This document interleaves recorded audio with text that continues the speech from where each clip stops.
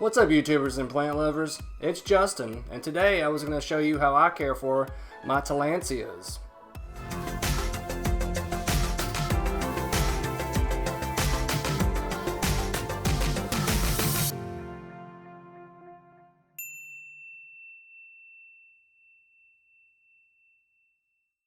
Now, I know you've all heard them be called air plants, but they are a member of the bromeliad family, and they are native to the southeast United States, Mexico, Central and South America. Usually around kind of like the forest areas where it's not too hot, not too cold. All you really need is a light jacket. But these are great plants to have. They are extremely easy to take care of. They don't need a whole lot in the way of care. And that's why a lot of people have them. Especially with my Tillandsia xerographica. I mean, he is just massive, and they get to be about 8 to 10 inches wide and have a nice, beautiful kind of spread on them. And they do kind of flower, I think it's once in their lives. Mine have never flowered. These four have never flowered. But I had one once that did a long time ago, and I'm not sure what happened. I think my fiance bought it for me, and a day later it flowered, so I was like, go me. But they are great plants to have, and especially with the Tillandsia xerographica, he's just so big you can sit him on like any kind of large display, a desk, or even a coffee table. Now I have mine on a coffee table kind of closer to a south-facing window, and he seems to like it right there. He does have a little bit of shade in the way of some blinds and curtains, so he's not getting the full force of the sun, especially during the hottest part of the day. So ideally, your Tillandsias really do appreciate kind of bright, filtered, indirect light. Now that's different from bright, direct light, just because you'd want to have something in the way, maybe like a curtain or some blinds or anything like that, just to kind of filter out some of the heat and the intensity of the light from the direct sunlight. And if they are outside, you'll want to take care to make sure that they're not actually going to be in direct sunlight during the hottest part of the day. So if you do have them outside, make sure that they are getting some kind of shade around noon and thereafter, because they can succumb to sunburn and dry out. So you got to be really kind of careful of that. Artificial lights work really well. I think fluorescents are kind of probably the best bet. With those, you can have the light about 6 inches away from the plant if you choose the fluorescent light bulbs. But the LEDs work really well too, and you can have those anywhere from 6 to 12 inches, maybe 10 or 12 inches away from your plant as well, and those will be just fine. So if you do have them in kind of an office setting on a desk, they are okay right there, and they're okay kind of anywhere in the windows, except I probably wouldn't put them in a northern facing window because I don't believe they would receive enough light there.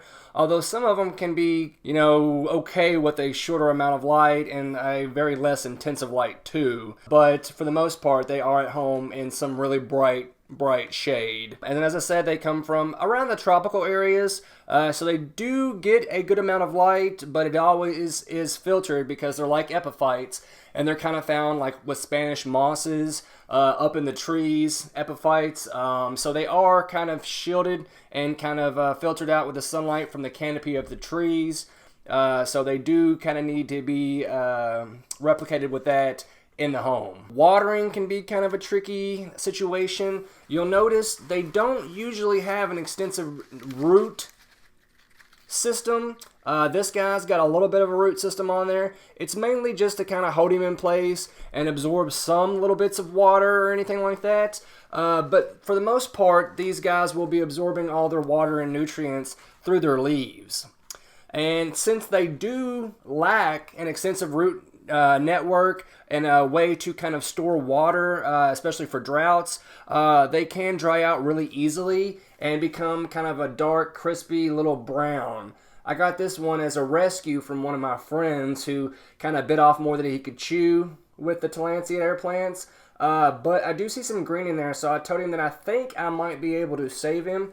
I'm not for sure though. I'm going to give it my all, and hopefully he'll be able to pull through. Though, as I was saying, ideally you would want to let them get some kind of rainwater or maybe a pond that has really kind of clean, flowing water. You don't want to kind of stick it in some kind of stagnant water that looks like it's not moved in a couple of days and has a bunch of algae everywhere, because that could end up infesting your plants with pests or rot or any other kind of disease, so I wouldn't take that chance. A lot of people online say that you can use aquarium water, though you got to be really careful with that because if your aquarium is kind of overrun with fish and there's a lot of waste in there, you could probably end up poisoning your plant rather than actually doing it some good and actually feeding it.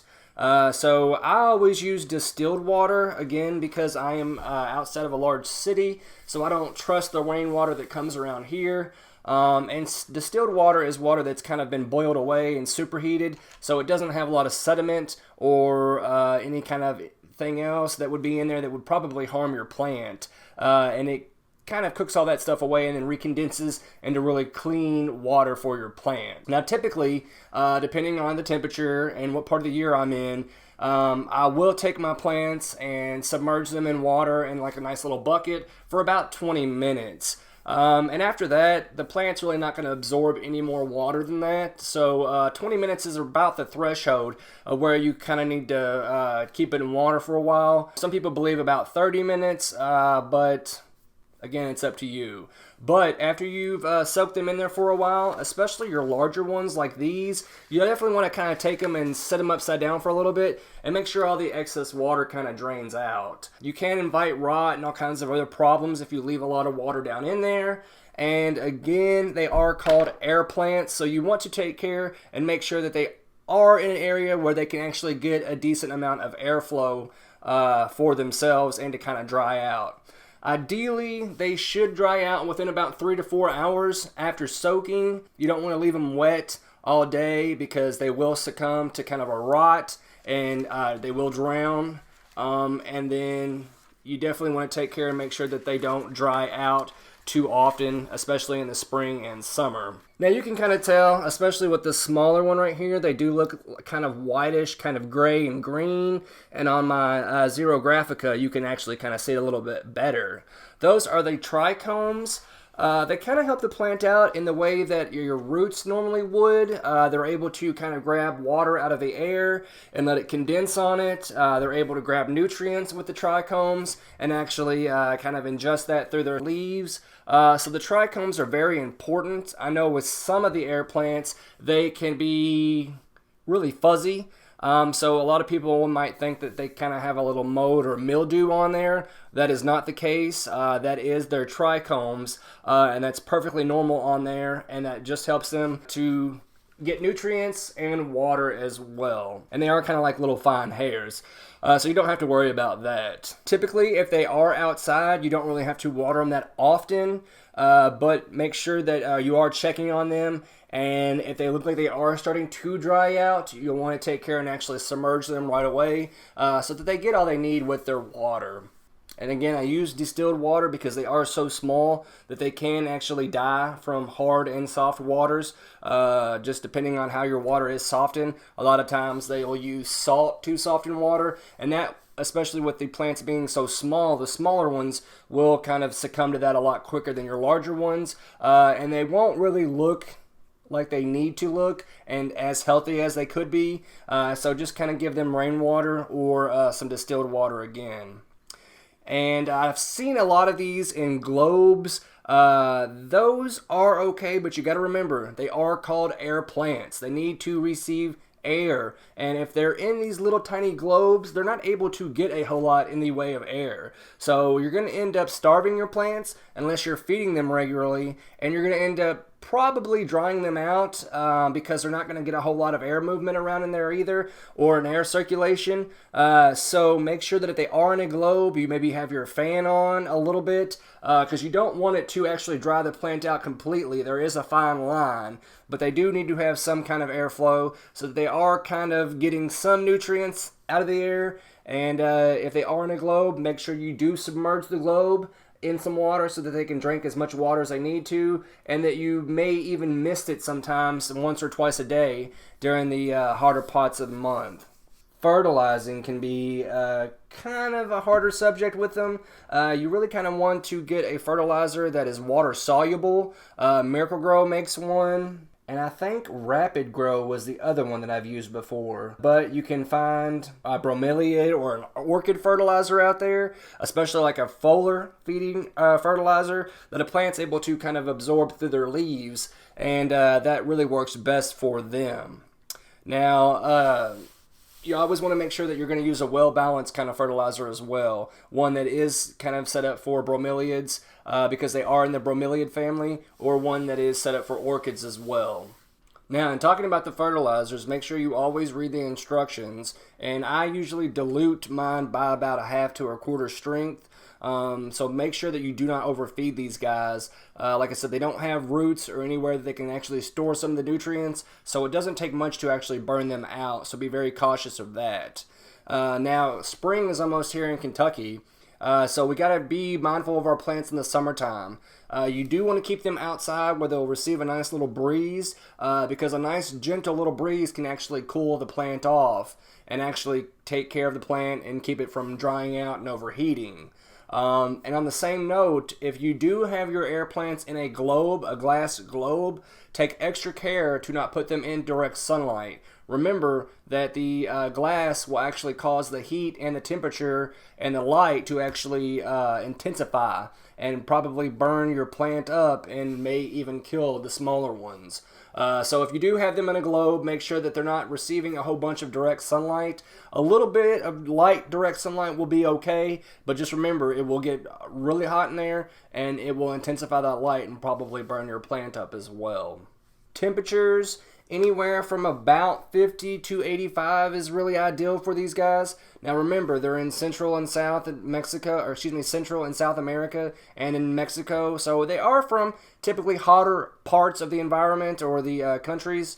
But if they're outside, I've always said this, you kind of want to make sure that they're receiving protection from the sun during the hottest part of the day. So about 85 will be okay, but if it starts to get higher than that, you'll want to take care that the plant is actually in the shade and not receiving a whole bunch of bright direct sunlight on there, because it will kill your plant. I think I've had mine outside in the fall, and it's gotten down to about 40 degrees for a night or two, and they were fine, but lower than that, they probably will die, and they will not survive the frost. So be very careful, because if it gets too cold all of a sudden, or you even have it inside and it's by a window or a drafty area, your plant probably will die. Hopefully not, but the windows, unless they're double sealed, can be quite drafty and get really cold all of a sudden, and that probably will kill your plant.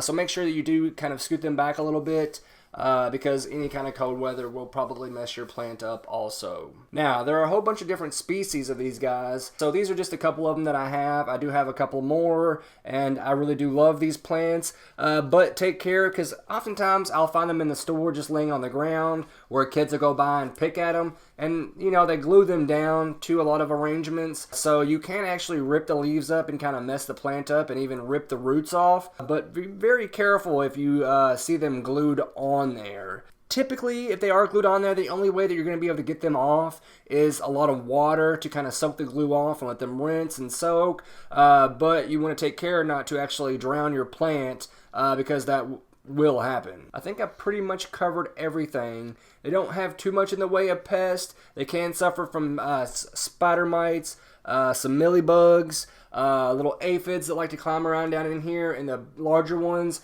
and get down where a lot of that water will kind of build up. So always make sure you tip them over and let them drain out, because that can attract pests down in your larger ones. And also, they are really great plants to actually have around the house and just have out laying around, because they're not poisonous to us and they're not poisonous to our pets either. So if you do have a cat or a dog that's really curious and likes to nibble on things, the Tillandsias won't hurt them at all. The reverse of that, your cat or dog may end up hurting your plant. So you might want to set it up kind of higher to where they can't get to it. Or maybe even put it on a display or an arrangement or something, or even in a larger globe that actually lets a little bit more air in there, and that may give your plant a little bit more protection from your pests and your pets as well. Now, if you guys have any questions, be sure to let me know. And also let me know if you've ever had any kind of success or failures with these air plants. They are really great plants to have, easy to care for, and I really love them. And they do have stunning flowers. So if you are one of the lucky ones to actually get to see yours pop out a flower, you're doing something right, and they are extraordinary plants. And while you're at it, be sure to hit that subscribe button and the bell next to it. That way you'll know anytime I've uploaded a new video. You guys take it easy, have a good one, and don't forget, always plant prudently. Thank you, YouTube.